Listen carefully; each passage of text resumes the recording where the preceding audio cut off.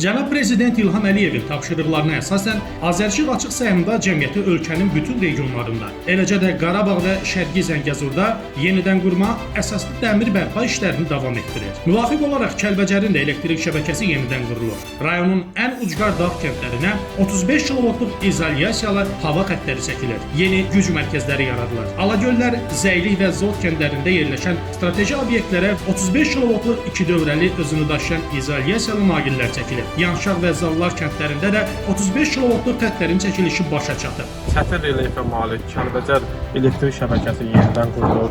Müasir tipli 35 kilovoltluq xəttlər quraşdırılır, çəkilir və eyni zamanda güc mərkəzləri inşa edilir. Şəhər ərazisində 110-35 kilovoltluq yarımstansiyanın tikintisi davam edir. 35-04 kilovoltluq yarımstansiya və rəqəmsal idarəetmə mərkəzində isə işlər yekunlaşır. Kəlbəcərə köç edən ailələrin dayanıqlı elektrik enerjisi ilə təmin olunması üçün 0,4 kilovoltluq elektrik şəbəkəsi yenidən qurulur. Qeyd edək ki, Azərişıq açıq səhmdar cəmiyyəti ölkənin digər regionlarında da bir sıra kənd və qəsəbələrdə istismar müddətini başa vurmuş elektrik təsərrüfatını yenidən qurur. Məqsəd vətəndaşların fasiləsiz və keyfiyyətli elektrik enerjisi ilə təmin olunması, elektrik enerjisi itkilərinin minimuma endirilməsidir.